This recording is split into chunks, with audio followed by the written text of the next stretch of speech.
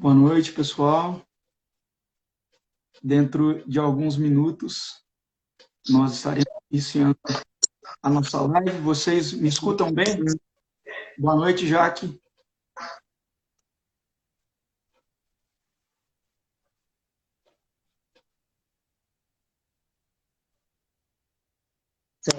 Tá me vendo?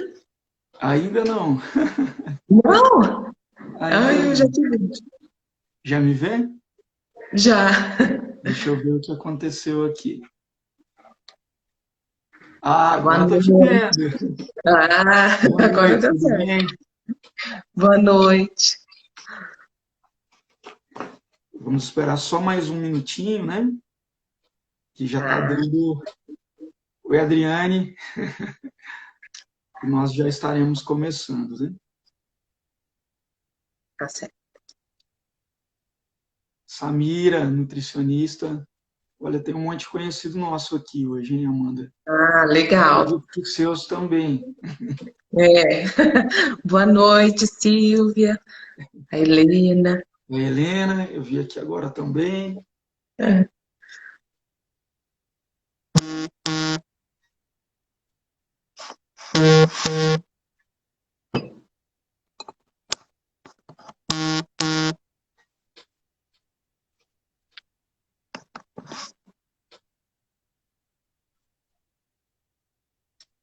Vamos lá.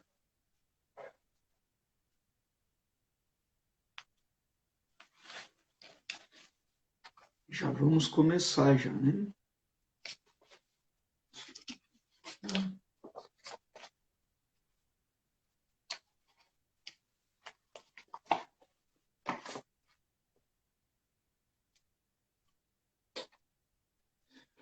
Bom, vamos iniciar então?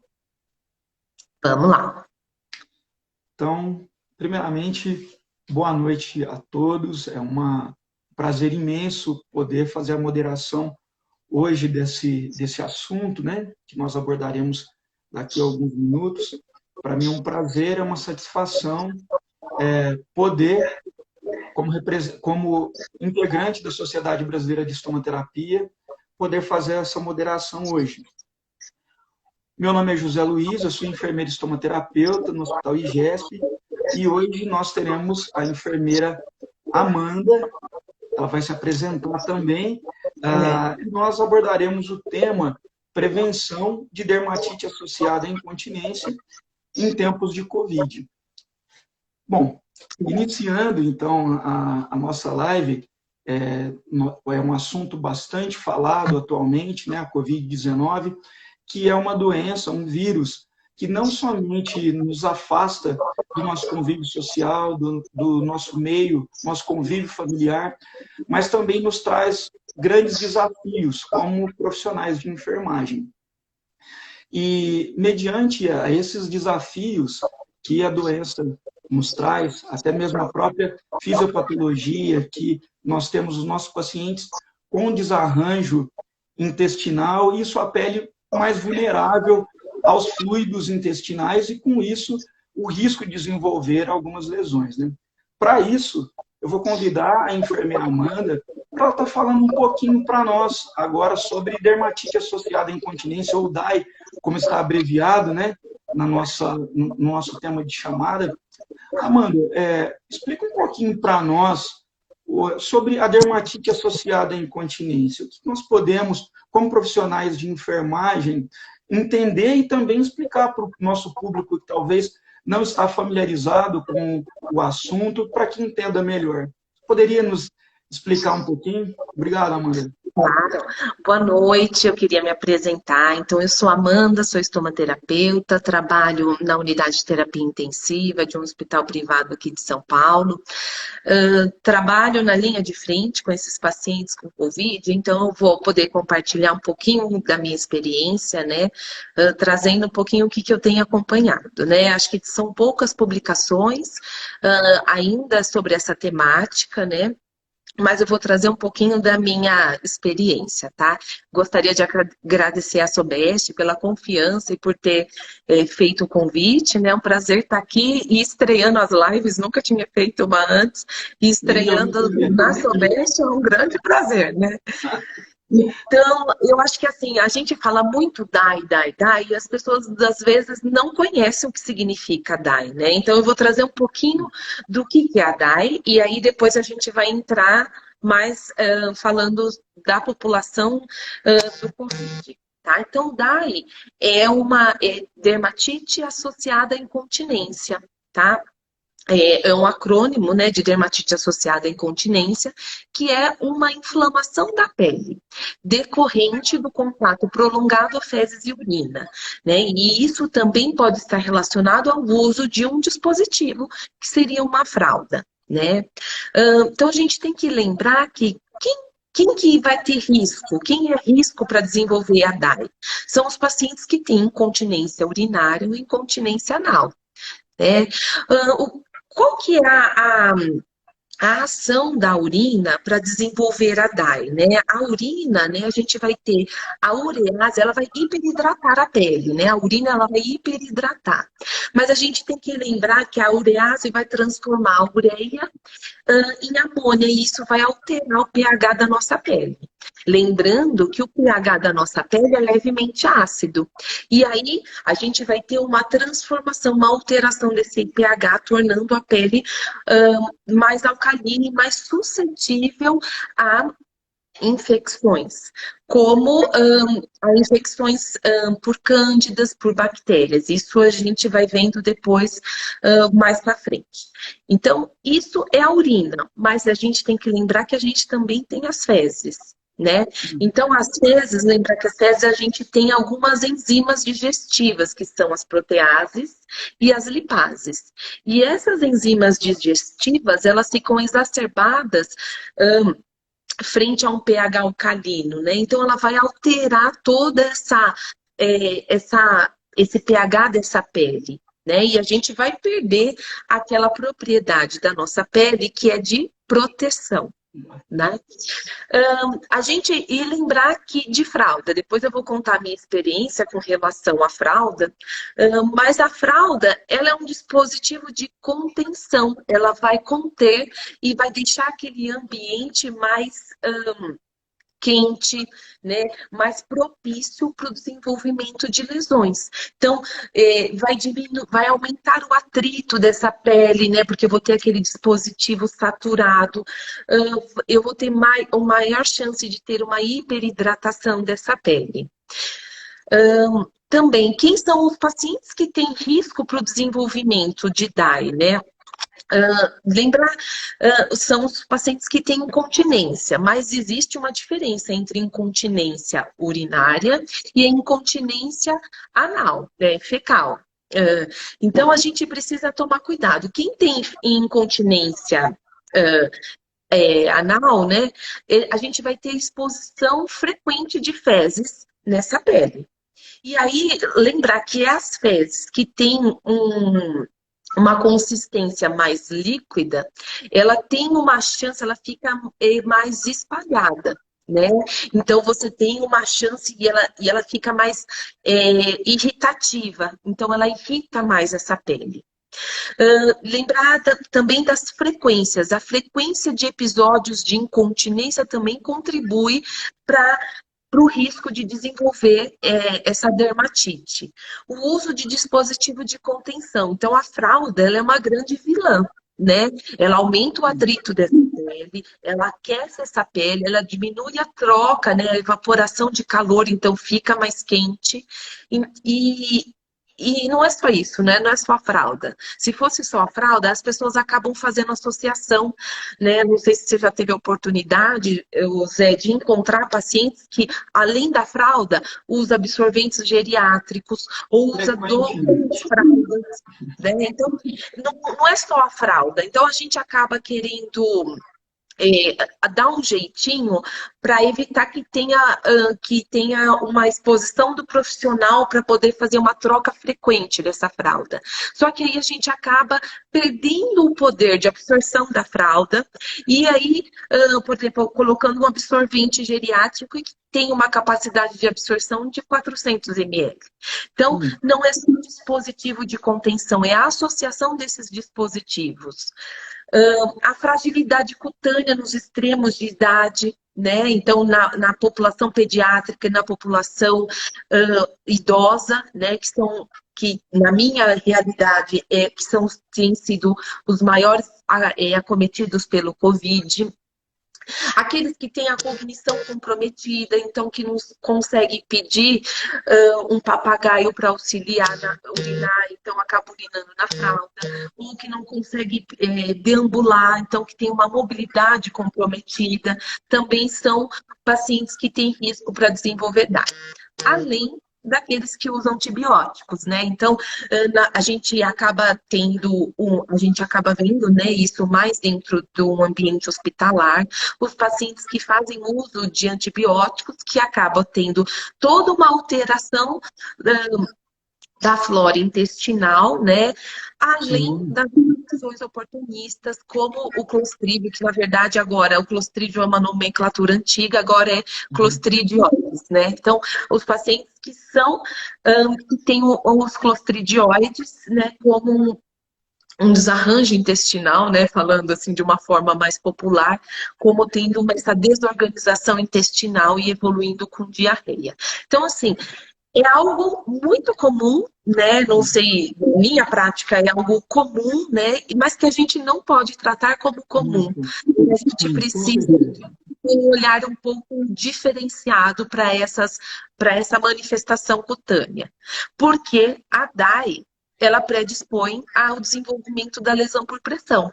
E hoje a gente percebe que os profissionais eles estão muito voltados para prevenção e tratamento de lesão por pressão. Mas talvez se a gente começar tratando lá atrás, a gente vai evitar que esse paciente evolua com uma lesão por pressão. Com certeza, com certeza. Acho legal quando você comenta sobre as nossas vivências, né? O paciente que nós encontramos no leito, o paciente com associações, deixando mais vulnerável a esse tipo de lesão de pele e também a diferença dos pHs. Por mais que isso seja algo muito comum para nós, às vezes, alguns profissionais acabam esquecendo de fazer essas associações, né, de que o paciente está vulnerável. E pensando também agora em Covid, né, puxando um pouquinho para sendo um pouco mais contemporâneo, sendo contemporâneo, né, um pouco mais, nós temos um perfil de paciente sendo atendido por Covid que também já é um alerta para nós, né, dessa população.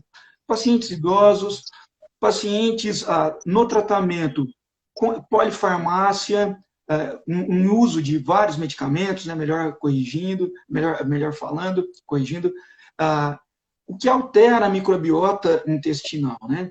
E isso acredito que você vai falar um pouquinho também sobre isso, um pouco mais, né?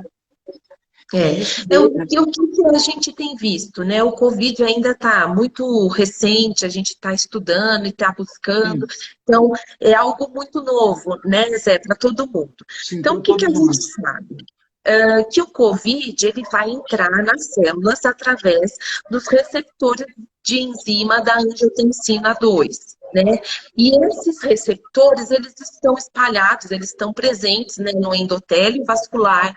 Por isso que os pacientes podem desenvolver uma hipercoagulabilidade. Ele está presente no epitélio respiratório, né, e não é à toa que os pacientes fazem um quadro de um desconforto respiratório importante.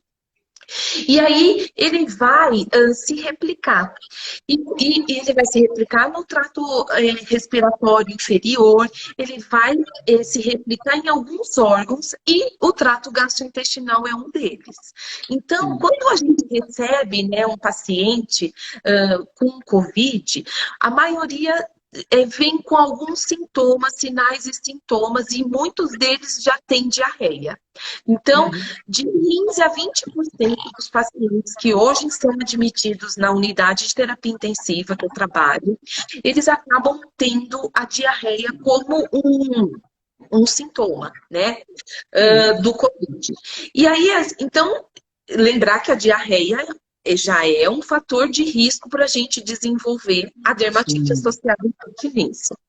Mas não é só isso, né? Então, a gente tem uma virose, né, num paciente com Covid, em que a prevalência da diarreia é de 15 a 20%. Só que nós temos que lembrar que esses pacientes que ficam num estado crítico, eles vão necessitar de uma via aérea artificial. Então, eles vão ser entubados. E nisso, eles vão precisar ser sedados. E são muito sedados, né? Muito bem sedados. A gente, às vezes, tem que lançar mão de vários sedativos. E, consequentemente, os pacientes podem evoluir com Sim. ilho paralítico. Então, eu tenho uma diminuição da peristalse. Se eu tenho uma diminuição da peristalse, eu tenho uma distensão abdominal. Distendo o abdômen, eu atrapalho a mecânica ventilatória. Então, esse paciente vai ventilar com dificuldade. Então, assim, um problema vai levando a outros, A né? É uma outros, sim. caminhada. É um Então, grande o que a gente desafio. não, é difícil mesmo. E daí, o que acontece? Então, para a gente evitar que tenha o ilho paralítico, eu vou fazer o quê? Estimular o funcionamento intestinal. Mas a gente sabe que estimular esse funcionamento intestinal não é tão simples, né? Você, às vezes, acaba fazendo esse funcionamento e, de repente, sai da constipação e vai para um quadro de diarreia. Né? Diarreia, então, só para a gente lembrar, são 3 ou mais episódios de fezes, geralmente de aspecto mais líquido, né? A gente hoje lança a mão de alguns laxativos, né? Então, a gente pode ir daqueles estimulantes por via oral. Então, a gente tem aqueles laxativos osmóticos, né? Que é a lactulose, que é uma solução hiperconcentrada, né? Que vai atrair, que é pouco absorvida no trato gastrointestinal e ela vai absorver muita água e aí essas fezes vão sair mais liquefeita.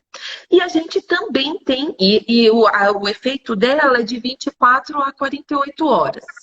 E a gente também tem os estimulantes, né, que é o bisacodil, né? Que ele vai alterar esse transporte de eletrólitos.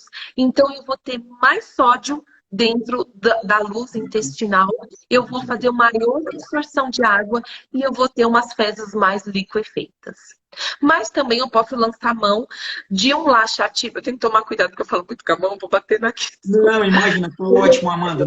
Você tem muitos elogios, nós temos muitos elogios e algumas perguntas. Quando você achar Não, sim, pertinente, daí por eu só favor, vou concluir. E aí a gente fique à pode vontade. lançar mão também dos laxativos via retal, né, Zé? Que são aquelas soluções glicerinadas, que também são mais hiperconcentradas, vai fazer a atração da água, mas ela age só ali, com efeito mais ali na via retal, né? Mas se você quiser me fazer pergunta, pode fazer, Zé. Sim, eu vou pedir até para o pessoal segurar um pouquinho as perguntas, por Tá, favor. Nós temos 3 perguntas aqui que eu destaquei. tá bom. As pessoas perguntam muito sobre o nosso manejo, né, a nossa prática. Uma das primeiras perguntas é para que você fale sobre o uso de laser, a sua experiência com o uso de laser. Ah, A segunda pergunta é falando sobre o manejo mesmo da dermatite, né? Embora o tema seja prevenção, mas as pessoas têm muita curiosidade para saber como nas nossas práticas nós temos tratado a dermatite já instalada. E também se nós fazemos uso de alguma ferramenta preditiva para a prevenção de dermatite associada à incontinência. Tá. Então, Você, assim, vamos por se quiser partes, que eu né? repita alguma, por Não, favor. São eu várias. já construí aqui. Então, vamos falar primeiro da prevenção, e aí depois eu vou falar que não é muito tema, né, o tratamento, mas eu vou falar um pouco do laser. Hoje, eu não uso laser para prevenção, porque eu não tenho perna para fazer o laser para prevenção, né? Lembrar que a DAI, ela vai acometer uma área grande, geralmente, né? Então, você precisaria ter, se você for fazer o laser pontual, né? A gente despenderia de muito tempo, De muito né? tempo, Mas verdade. depois eu vou falar um pouquinho da minha prática em relação ao tratamento, tá? Do laser. Então, vamos falar um pouco da prevenção na população pediátrica, tá? Então, em janeiro de 2019, né, foi publicada uma revisão integrativa que ele falava um pouquinho da prevenção da DAI nessa população pediátrica. São poucos estudos, né, que falem dessa população em específico, mas eu quis trazer um pouquinho desse estudo para a gente poder compartilhar com com os profissionais que tratam especificamente dessa população. Eu posso contar um pouquinho minha experiência como mãe, né? Mas e também mãe de prematuro, que eu tive um filho que tinha Poxa, uma pele extremamente que imatura gracinha, e eu Deus. fui Se fosse acompanhando preferir, tinha a esquecido. maturidade dele. Então, assim, essa revisão integrativa da literatura, ela traz uma revisão e ela separa por tópicos, tá? Então, DAI é um termo mais ele está dentro das dermatites de fraldas. Então, dermatite de fralda é um tema mais amplo, e aí depois vem a dermatite associada à incontinência, que a gente utiliza sim para essa população pediátrica. Eu li recentemente um artigo do Jim Kotner, né, da Alemanha, que ele fala que não, que a gente não deveria usar DAI para a população pediátrica. Mas acho que a gente ainda, DAI é um tema muito recente, né, na literatura, embora seja uma manifestação muito presente na nossa prática, né, no nosso cotidiano, mas é um tema muito recentemente estudado e essa nomenclatura dermatite associada à incontinência, ela veio de 2005, né, que foi publicada em 2007. Então, ela é um bebê que a gente ainda pode ter muitas mudanças, inclusive ainda para falar dessa população pediátrica. Então, eles sintetizaram, né, fizeram essa revisão de 16 artigos em relação à técnica de limpeza. Existe uma controvérsia se vai usar lenço umedecido ou se a gente vai utilizar um tecido, né, para fazer a limpeza dessa pele. Então, o que a gente tem que lembrar? Que os lenços descartáveis, né, os lenços umedecidos, a gente tem que tomar muito cuidado na escolha, porque ele não pode ter conservante, porque senão ele pode causar uma irritação nessa pele. Então, a gente vai ter que dar prioridades. Só que depois eles trazem, né, e até experiências de especialista, eles trazem que esses lenços descartáveis, eles fazem uma manutenção da integridade da pele igual ou superior aos panos umedecidos com água. Então, eu acho que a gente precisa ainda desenvolver alguns estudos e pesquisas para poder no certificado que indicar. Mas recém-nascidos e pacientes, né, prematuros, né, as crianças prematuras, a gente recomenda um pano macio, né, um paninho de limpeza macio, que ele não seja de tecido, que ele não tenha perfume e não tenha álcool. A gente tem que tomar esse cuidado. E que tenha um pH equilibrado, né? E a técnica, eu acho que é o que esse é um ponto forte. A técnica ela tem que ser suave e gentil, porque a gente trata isso, né, como uma maneira muito caseira, digamos assim. Então a gente tem que profissionalizar essa higiene. Ela tem que ser suave, ela tem que ser gentil. E às vezes, o que a gente observa na prática? As pessoas às vezes querem reduzir o cheiro do ambiente, né, daquele de incontinência, utilizando odor, né? né? Então a gente tem que tomar muito cuidado. Essa higiene ela tem que ser gentil, profissionalizante, né? Então a gente tem que tomar cuidado com alguns lenços descartáveis, porque eles podem ter alguns solventes, né? Então, cautela na escolha. Aí, na prática pediátrica, também existe um contrassenso em usar a fralda descartável e a fralda de pano, né? A gente ainda encontra muitas crianças que fazem uso de fraldas de pano. Precisamos desenvolver pesquisa, né? A gente precisa ver o que tem de melhor na literatura. São poucos estudos publicados, então a gente tem que fazer ensaios clínicos mesmo para poder ver se a fralda de pano ela é tão eficaz quanto uma fralda descartável.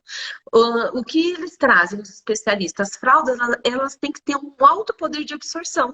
Então elas têm que ter, por exemplo, teve aquele episódio de incontinência, ela tenha um poder de absorção. E também ela tem que ter uma camada externa que seja respirável, que eu faça essa troca de calor, né? Que eu não sei se com a fralda de pano a gente consiga fazer isso. Eles trazem até um estudo que de 10 crianças que utilizaram fralda de pano, 7 tiveram dermatite associada à incontinência. Então, e isso ainda está muito em aberto na literatura. A gente precisa fazer mais estudos, né? Em relação ao produto tópico que a gente vai utilizar. Não é incomum, né, mães, né, e eu me incluo nelas, que a gente quer utilizar um produto para fazer uma barreira protetora nessa pele. Mas será que sempre eu preciso utilizar um produto protetor? Então, isso também está aberto, né? A mãe quer cuidar, então a gente usa um creme com óxido de zinco, ou a gente usa um creme com petrolato. A gente precisa tomar cuidado. Então, o que eles recomendam? Usa sim um creme protetor, tá? Que contenha ou óxido de zinco, ele vai fazer uma barreira protetora nessa pele, só que o que a gente precisa tomar cuidado? Porque o óxido de zinco é de difícil remoção. Então, quando eu vou fazer a troca dessa fralda, que a gente não tente remover por completo esse óxido de zinco, esse creme que estava protegendo essa pele, senão esse atrito vai levar a DAI. Inclusive, tem até um comentário, se você me permite interrompê-la. Claro, não, pode falar. Sobre creme barreira mesmo, né? Algumas das pessoas que nos assistem disse, olha, você tem experiência com creme barreira para prevenção de dermatite associada à incontinência em crianças em UTI NEL? Uma das perguntas, e outros estão perguntando muito sobre a dimeticona, a explicação de qual o mecanismo de ação. Acho que isso é um pouquinho longo, mas uma das perguntas que eu considero importante ser abordada é em relação aos produtos que fazem barreira e que são residuais. O creme barreira, dificilmente, ele é residual, mas esses cremes como óxido de zinco, eles sim são mais residuais, que é o que você acabou de comentar. Estão pedindo para poder comentar sobre isso. Tem alguma coisa que você acrescentaria, porque já fez parte da sua fala? Eu não tenho uma experiência como profissional, na população pediátrica, tá? Mas eu tenho como mãe, e aí meu filho nasceu de 30 semanas, então ele tinha toda uma maturidade cutânea. O que eu posso dizer que, desde então, a gente foi utilizando um creme que continha óxido de zinco, tá? E que eu observava, é claro, aqui a gente precisa tomar cuidado que a gente não pode utilizar em excesso, né? Tudo que é em excesso, ele não é benéfico, né? Ele pode trazer algumas consequências. E ele pode ser uma umidade, né? Então a gente tem que lançar mão também da quantidade. A gente tem que tomar cuidado na quantidade do produto que você vai utilizar, né? Então a gente utilizava sim o óxido de zinco desde o início para proteção da pele. E eu observava que isso era uma prática comum. E eu posso dizer que meu filho não teve uma DAI no período de neonatal, tá? Ótimo. E em relação à dimeticona, a dimeticona ela é um polímero de silicone. Então, o que que ela vai fazer? Ela vai fazer uma barreira protetora aos irritantes da pele, que seria as fezes e a urina. Tá? Então, é isso que eles trazem. Então, a dimeticona é um silicone que vai fazer proteção da pele. Aham. Tá? Ótimo. Outra coisa que perguntaram, estão comentando entre os que estão assistindo, são sobre essas Tá. associações com óleos para remoção ou para melhora da dermatite, associação de ácido graxo essencial, de algum ácido graxo essencial com, o óxido de zinco. Tá. A gente Não, a é gente tem comum então escutar, duas né? coisas, né? Então, assim, a associação de óleo com algum protetor cutâneo, ela é contraindicada, né? A gente, no início, né, quando eu ainda não tinha experiência nenhuma, a gente fazia misturinha, que era misturar o AGE com creme com óxido de zinco. Então, isso é completamente desaconselhado pelo risco de contaminação, de proliferação de bactérias. Então, a gente não indica que façam essa mistura, tá bom? Mas, por exemplo, se a gente tem, por exemplo, um paciente que tem uma camada extensa de óxido de zinco na pele, né? Então, para a gente fazer a remoção, não é indicado a gente remover por completo, a gente vai remover aquilo que a gente consegue. Mas para a gente fazer a remoção, sim, a gente pode lançar mão de um óleo para fazer a retirada. Tá? Mas às vezes você utilizando produtos, né, já aqueles higienizadores profissionalizantes ou aqueles lenços 3 em 1, a gente já consegue remover grande parte desses cremes protetores, tá? Acho que o ideal é que menos é mais mesmo, né? Sempre É, é moderado, porque não é a quantidade que nós teremos os efeitos, os resultados esperados, né? também concordo. Agora vamos falar dos adultos, que é a minha prática, né? Porque é onde eu consigo falar, discutir um pouco mais. Até então eu dei um pouco da literatura e da minha vivência como mãe. Mas agora sim, da prática. Então, os pilares para a gente poder cuidar, né? Para a gente prevenir e tratar, né, um paciente com DAI primeiro, a limpeza. Limpeza da pele desse paciente. Então, a gente precisa lançar mão como eu já disse, né? A gente tem que profissionalizar a nossa higienização, né? O nosso ato de higienizar, nossa assistência. Então, a gente tem que lançar mão de produtos profissionais para higiene. Então, hoje a gente tem produtos no mercado que tem um pH levemente ácido e isso vai de encontro com o pH da nossa pele, né? Então, não traumatizando tanto a nossa pele. Ou então a gente precisa utilizar aqueles lenços 3 em 1, né? Que ele vai fazer a limpeza e vai fazer a hidratação dessa pele. Amanda, minha realidade não é para produtos profissionalizantes. Então, eu vou utilizar a água, lembrar que a água tem o pH em torno de 7 e eu vou usar a quantidade mínima de sabão que eu puder. Tá? Não tente neutralizar o odor do ambiente com o sabão que você vai usar naquela água para fazer a higiene desse paciente, porque você vai traumatizar. E dê preferência para os sabonetes líquidos, né? Porque os sabonetes líquidos, eles têm um pH mais ácidos, comparado aos sabonetes em barra, que tem um pH mais alcalino. Então, a gente tem que desaconselhar o uso do sabonete em barra. Então, Amanda, é muito caro, né? O sabonete líquido. Sim, ele é um pouco mais caro do que o sabonete em barra, se a gente for comparar números. Mas se você for comparar a quantidade de sabonete que você vai utilizar, é muito pouco, né? Você vai usar um pump, né? Uma apertadinha assim daquele sabonete líquido, então é quase nada. Né? Então, a gente precisa ver também, porque se você usar um sabonete em barra, você pode aumentar a lesão, e isso tudo vai aumentando o custo, aumenta o dano daquela pele, e você vai só acrescentando o custo para esse tratamento. tá? A hidratação dessa pele ela de suma importância também, Zé, porque a gente fala de dye, a gente pensa num cenário que a gente só tem lesão por úmida, né? Você pensa só Uhum. na pele úmida. Não, eu posso ter uma dye com uma pele mais ressecada. Então, eu tenho que também lançar mão de hidratantes.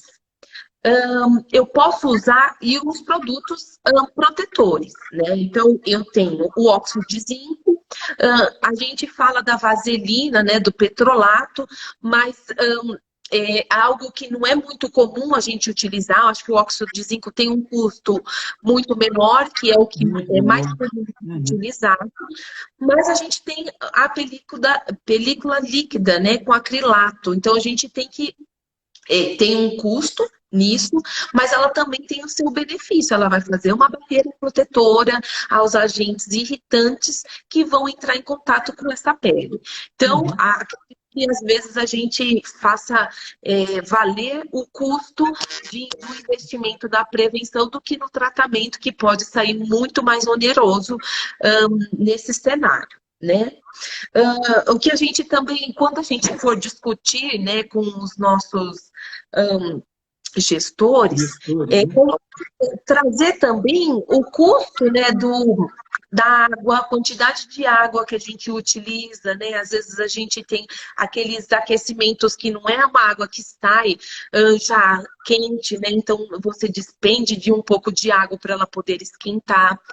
O uso de bacias, né? Tem um estudo que ele traz o risco de infecção usando bacias, né? Você pode compartilhar. Então, a gente precisa também trazer isso para os nossos gestores quando a gente vai fazer a negociação da Uhum. introdução de um produto profissionalizante, né? Sim. E a gente tem que limpar, tem que tomar cuidado, porque se a gente faz limpezas frequentes, então, pensando em pacientes que tenham risco, né, que são os pacientes incontinentes, eles pedem cuidados com essa pele. E a gente precisa, primeiro, Zé, a gente precisa, falando numa instituição hospitalar, né, ou Uhum. até numa clínica domiciliar, a gente precisa capacitar a equipe. A gente precisa capacitar a nossa equipe profissional, né, de enfermagem. A gente precisa capacitar os cuidadores que vão levar esse paciente para o domicílio e vão cuidar dele no domicílio, ou o esposo, ou é a filha que vai fazer a higiene na mãe. Então, a gente precisa capacitar. A Uhum. gente precisa implantar um protocolo de cuidados, de prevenção e de tratamento. E não é só na rede hospitalar, né? Falando Uhum. no ambiente hospitalar. A gente tem que implantar também na residência. Na residência. É estendido, né? Na realidade. E isso, a gente tem que identificar quem são os pacientes de risco. São os pacientes que têm incontinência urinária, que têm incontinência fecal, e a gente tem que evitar de induzir essa incontinência.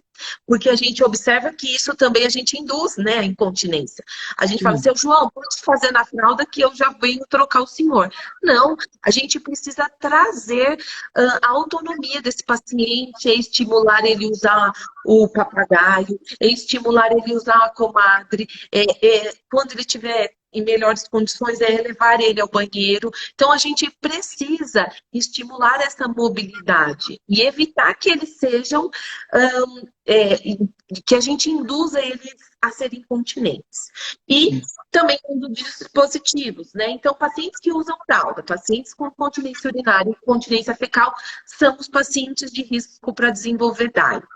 A gente precisa fazer a avaliação diária dessa pele. Todos os dias a gente precisa avaliar.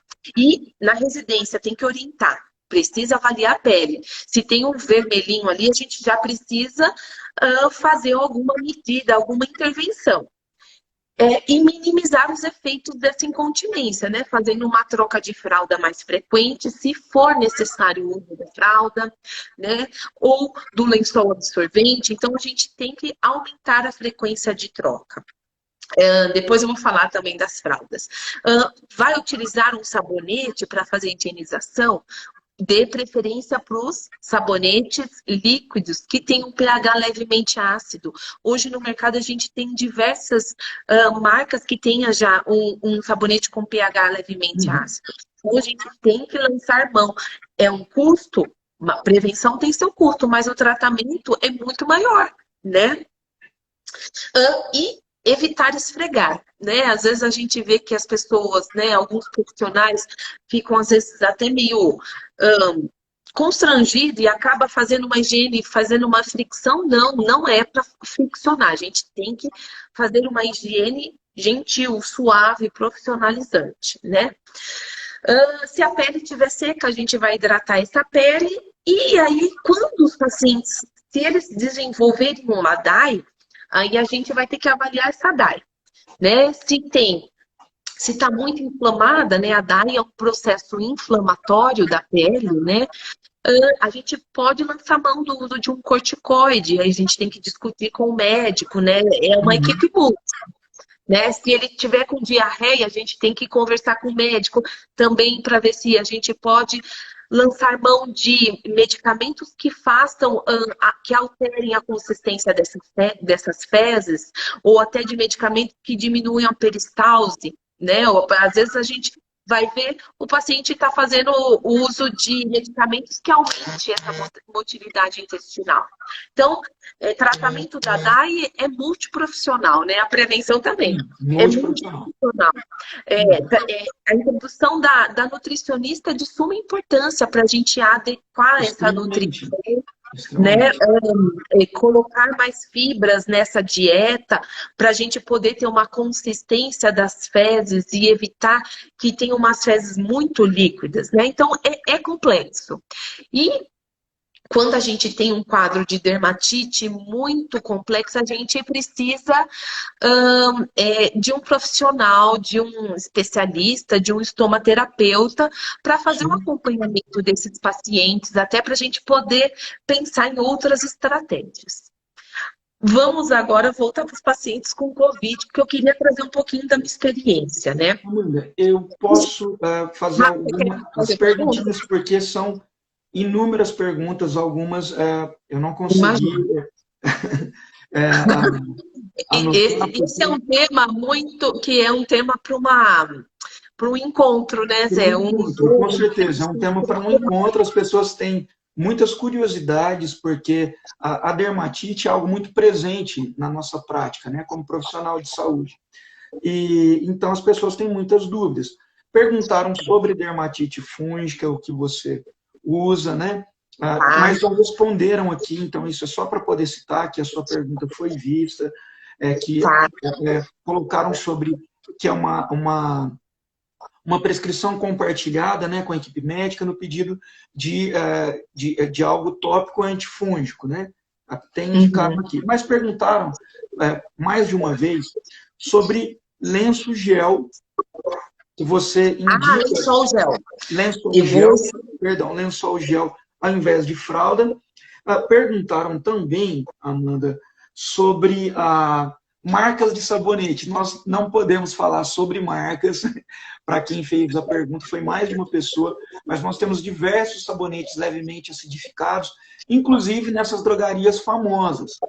É só você chegar lá, dar uma olhadinha nos rótulos dos sabonetes que você vai encontrar, tá bom? Isso. Outra coisa que perguntaram também, Amanda, aqui, são sobre as escalas. Mais uma vez, perguntaram. Tá. Inclusive, tem uma escala que você validou e publicou, Isso. né? Isso. Então, não sei se você vai falar agora ou depois, mas só Tá. mesmo para poder citar que as pessoas estão perguntando sobre isso. Deixa eu só ver, tem mais alguma outra pergunta aqui que eu tinha, está faltando.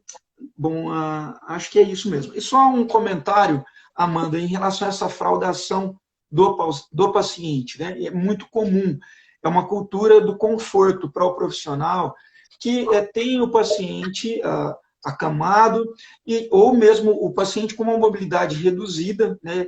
Não totalmente dependente, mas é mais confortável para o paciente, para o profissional manter o paciente fraudado. Aí fica uma reflexão para nós e também em relação à prevenção, né? será que realmente a minha prática permeia a prevenção em relação Pois a é. esses estímulos, né? Se nós passarmos em alguns lugares, né, que eu já passei trabalhando, a gente pode encontrar uma clínica toda fraudada, mas se aquele paciente for abordado em relação ao desejo miccional, ao desejo evacuatório, se é perceptível ou não, ele vai responder, alguns vão responder que sim, então mostra o controle.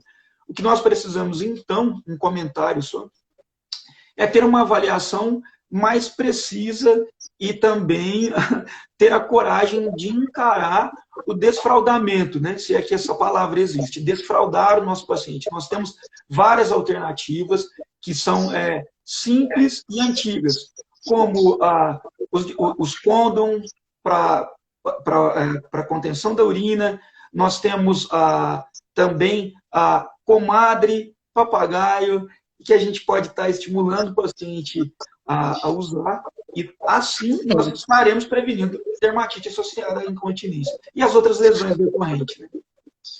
Então, vou contextualizar um pouco, até para falar um pouquinho do lençol absorvente, né? O lençol gel, que é o que eu acabo falando. Isso. Então, é assim, Zé, eu no meu mestrado... Não esquece da escala, estão perguntando demais. Não, eu vou falar da escala também, tá? Mas eu vou falar só do lençol absorvente. Então, no meu mestrado eu desenvolvi, né? Eu fiz um estudo de prevalência de DAI em pacientes críticos. Isso incluía unidade de terapia intensiva e de semi-intensiva, para a gente avaliar a prevalência de DAI, porque eu observava empiricamente que a minha prevalência era alta, mas eu não tinha números, né? Isso foi em 2015. Então, eu não tinha os números e isso era algo que vinha me incomodando. Então, eu observava que era grande, mas eu não sabia o quanto. Então, a gente fez um estudo de prevalência, né? Uma prevalência pontual da DAI. E, para minha surpresa, 94% dos meus pacientes que tinham risco, que eram os pacientes incontinentes, tinham DAI. Então, isso para mim foi chocante, né? Porque a gente tem uma estrutura e como que eu tinha uma quantidade tão grande de pacientes com dermatite associada à incontinência.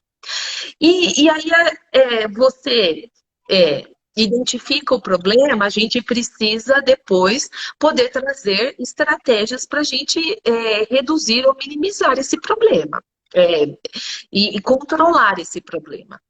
Então, o que eu observava, primeiro, a gente observava que alguns pacientes vinham de casa com o uso de fralda e os absorventes geriátricos. Sim. Ou seja, aquela fralda que tinha uma capacidade para conter 1.500 ml, quando eu tenho um absorvente geriátrico, eu impeço que aquela incontinência, aquela urina, seja absorvida pela fralda. Então, eu fico com a capacidade só do absorvente.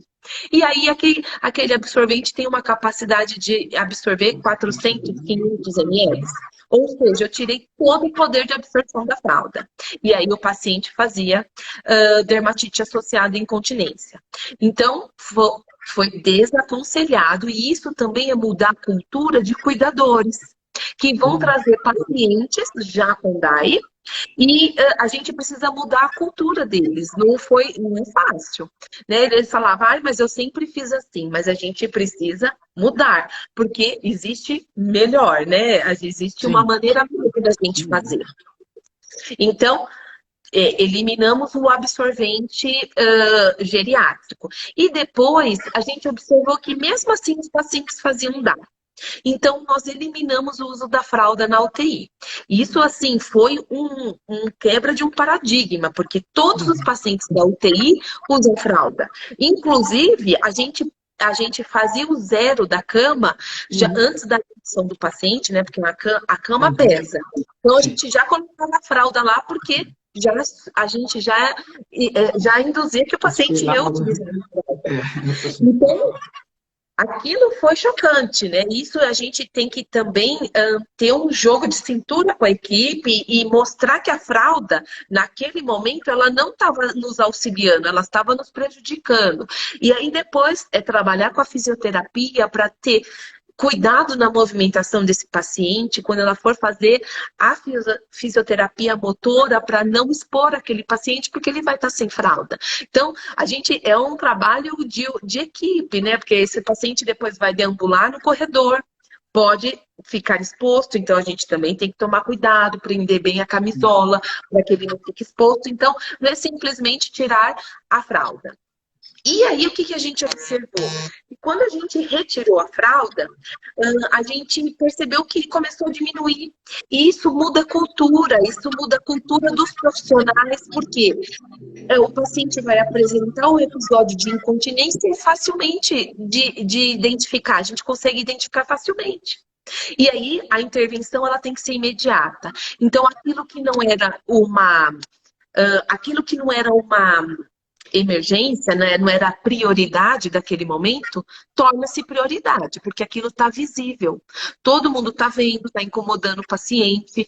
Então, aquilo não está escondido, né? Porque quando está com a fralda, fica escondido. Então, vai demorar para alguém ver.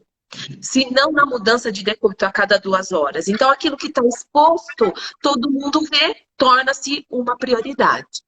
Então, isso eu acho que foi o mais fundamental. Não é só você ter, é mudança de hábito, é mudança de cultura dos profissionais.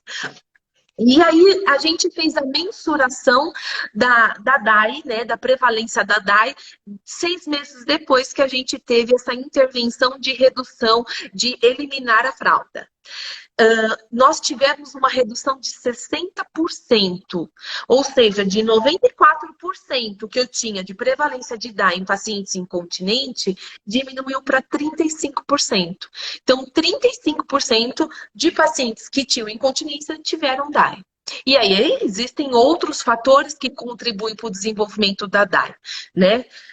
Não é só a exposição àquela incontinência, né? Então, tem as condições de pele do paciente, alteração do pH, diarreia, mas a fralda foi... Então, assim, hoje eu aconselho, aí para quem não sabe o que é o lençol absorvente, né, que eu tô falando, eu só vou falar, mas não é aquele, mas é aquele lençol, sabe aquele tapete que geralmente as pessoas compram para os cachorros, né? É aquilo que eu uso, é aquilo aberto. Também encontrado como forro higiênico. Forro higiênico, muito bem. Que a gente acaba falando lençol. Então, é aquele quadrado, né? Que, se eu não me engano, é 70 por 90, né? O tamanho dele. E é esse que eu utilizo. Então, hoje eu zero a cama da UTI com ele. Então, a fralda na UTI virou exceção e não a regra. Então, é legal a gente poder contar um pouco dessa experiência, porque muda e às vezes uma atitude simples vai impactar muito na qualidade da pele desse paciente, né? Então, acho que é interessante, por isso que eu queria trazer isso, porque eu acho que é interessante e a gente pode mudar a prática de muitos hospitais, né? Hoje a gente ainda vê a associação da fralda descartável com a fralda feita com lençol. Então, isso a gente tem que desaconselhar. Não podemos mais continuar aceitando esse tipo de proteção, né? Verdade. Eu acabo me empolgando. Eu acho que o que eu queria trazer olha, também. Todo mundo amando, tenho vários amigos, conhecidos, queridos, mandando mensagens de elogio. Eu agradeço muito, principalmente a você, Amanda. Estão gostando? Não sei. Eu que agradeço o convite e poder compartilhar um pouquinho só da minha experiência, que às vezes eu trazendo, talvez, dessa minha experiência, a gente pode mudar a prática de muita gente, né? E eu acho que a pandemia vai nos reinventar, né? E já está nos reinventando. Essa atitude da nossa sociedade de poder aproximar a gente, né? Da gente poder conversar, né? Hoje ninguém pode sair de casa, mas esse momento desse encontro virtual, isso foi maravilhoso. Eu acho que a pandemia trouxe a gente para nos reinventar e para a gente poder trocar um pouco mais de experiência, né? Porque às vezes o simples fato de remover a fralda, a gente pode mudar muito, né, a condição da pele. Eu acho que o que eu queria trazer também é o uso dos dispositivos de contenção fecal. Ótimo, muito bom, E Amanda. Era a muitas pergunta que eu iria vezes, fazer para você sobre esses eu não esqueci dispositivos do para. instrumento, eu vou falar também. Não tem problema. Só para poder, só para a gente poder nos organizarmos aqui para. Tá. Nós já estamos a alguns minutos do fim. Infelizmente, o assunto está muito bom. Mas só para a gente se organizar aqui, Amanda, Tá. nós estamos a praticamente menos de 10 minutos do fim. Tá bom. Não, então vou me organizar no tempo, tá? Tá ótimo. Eu acho que assim, Zé, eu só queria falar um pouquinho do sistema de contenção fecal, né? Que hoje no mercado eu conheço 2 dispositivos, né? A gente tinha uma única marca. E hoje a gente tem 2, então isso é muito bom, porque quanto mais nós temos, a gente vai reduzindo o valor, né? E mais pessoas podem ter acesso, né, a esse sistema de contenção. A gente entende que ele é bem elaborado, é um sistema de contenção, é uma sonda de silicone que a gente pode utilizar para esses pacientes com incontinência fecal, né? Eu tenho uma experiência grande, digamos assim, há anos a gente utiliza esse sistema de contenção fecal, né? É um sistema que a gente tem indicado no tratamento, mas a gente precisa colocar precocemente nos nossos pacientes. Porque se a gente coloca nos pacientes que já tenham DAI, a gente vai só tratar a DAI, mas se a gente começar a colocar naquele paciente que começa apenas com uma manifestação, um eritema, a gente consegue evitar que esse paciente faça uma lesão mais agressiva, né? Uma lesão maior. Então, a gente precisa lançar mão desse sistema precocemente, na prevenção. A empresa, ela traz alguns critérios de contraindicação e eu, na minha prática, né, de pacientes críticos, eu coloquei mais alguns critérios para a gente poder evitar que a gente faça algum dano, né, utilizando esse sistema. Então, hoje a gente evita utilizar esse sistema em pacientes que tenham plaqueta menor do que 50 mil, né? Então, a gente evita, até pelo risco de sangramento, né? O atrito daquele sistema na pele pode fazer lesões, ou na região ali, paciente que tem hemorroida, já é uma contraindicação das empresas, né? Indicar para os pacientes que têm hemorroida. Pacientes que tenham, que façam uso de mais de 2 drogas vasoativas, né? Porque a gente tem que lembrar que a gente vai ter uma vasoconstrição importante para a gente priorizar os órgãos nobres, né? Para a gente oxigenar os órgãos nobres. Então, a gente tem uma vasoconstrição importante, e quando a gente faz associações de vasopressores, a gente tem que tomar muito cuidado. Então, a gente tem que ter receio.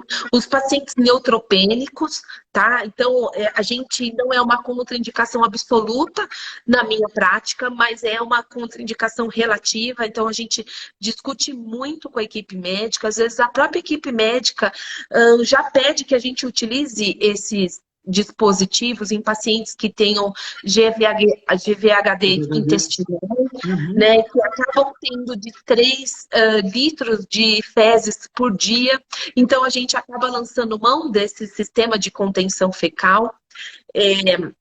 E eu acho que, e também pelo toque, né? Às vezes, fazendo toque, os pacientes neutropênicos, eles podem fazer uma bacteremia, né? Então, a gente também tem que ter muita cautela e sempre em parceria. A gente nunca trabalha sozinho, né? A gente tem que fazer parceria com a equipe médica para poder estar fazendo a indicação. Mas eu acho que o uso do sistema de contenção fecal na prevenção é de suma importância. A gente tem que utilizar. Sim, você tem condições de utilizar o laser de baixa potência, né, intensidade, nos pacientes que tenham risco, que são os pacientes incontinentes, utilizem.